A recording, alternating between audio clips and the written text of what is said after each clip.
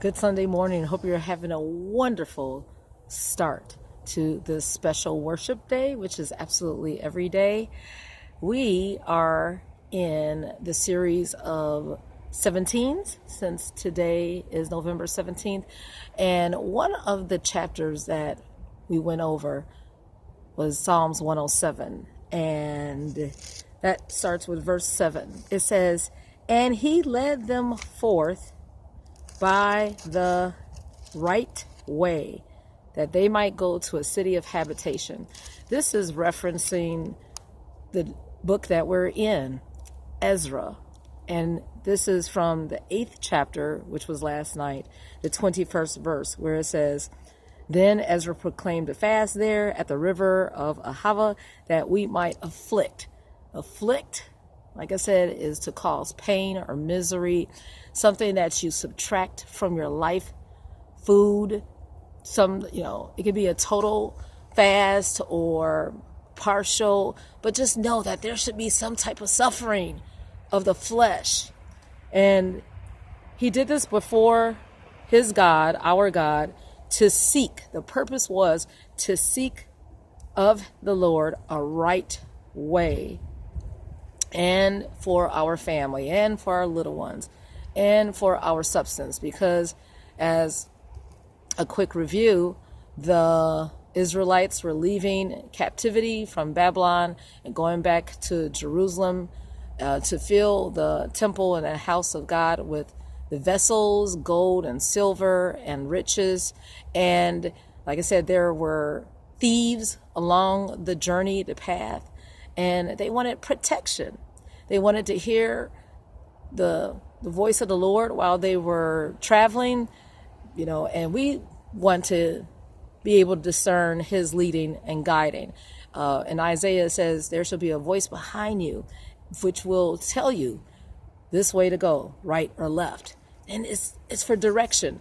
I know in the past when I have fasted, right, you're shutting down a certain sense, right? Our senses, taste and seeing and hearing. But when you shut down the senses, or you have that sense be reduced for a while, then the other senses are increased. Okay?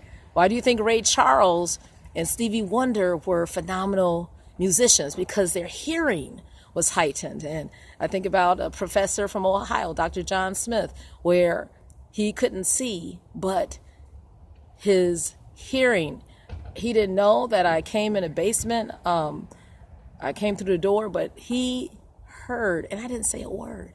Was it the footsteps? I don't know. It was the sensing. So we want our heightened senses so that we could hear from the Lord. Amen. That's the purpose of a fast. And they were fasting for protection. Like I said, a lot of us are up in arms as far as what's going on in Chicago. When it's hitting home and it's our own loved ones, when it's the people that we know, we're desperate. Well, these people were desperate.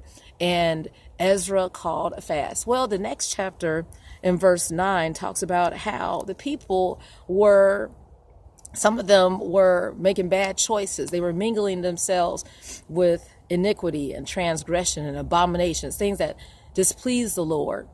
And Ezra was so depressed. He felt sorry. He didn't feel angry.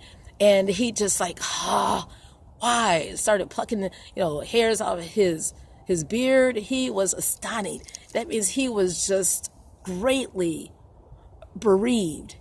And what did he do? He said he was so ashamed in verse 6 to even lift up his voice and his face to the Lord for the iniquities of our head. Now, he wasn't doing the craziness, but it was collective. So that's when you have a heart for the people. Yeah, I believe that the Lord is allowing, he is. He's allowing a lot of this mayhem to take place because he wants the people of God to truly humble themselves, to truly pray, to truly seek his face, and to truly turn from all our wicked ways. It may not be us doing the wicked ways, but it's It's us collectively that's affecting the land. And then the Lord's promise in 2 Chronicles 7:14 is that he will hear from heaven. He will forgive our sin. He will heal the land. Because in verse 11 of Ezra 9, it says that the lands have been filled from one end to another with uncleanness. And we could say that about our land. We could say that about our world, all the craziness that's going on. But the people of God are to make a difference. Psalms 47, oh, clap your hands, all ye people. Shout unto God with a voice of triumph. We have the victory. God has given us what we need to do. We are to be obedient and to praise him and to love him and to make a difference. Thou hast proved my heart. Thou hast visited me in the night. That's Psalm 17:3. Thou hast tried me and shall find nothing. We want the Lord to search us and find nothing, but in the meantime, we want to intercede for our land. Have a wonderful time of worship. Make sure that we are feeling sorry for our brothers and sisters, and we make the difference out here. Have a wonderful day.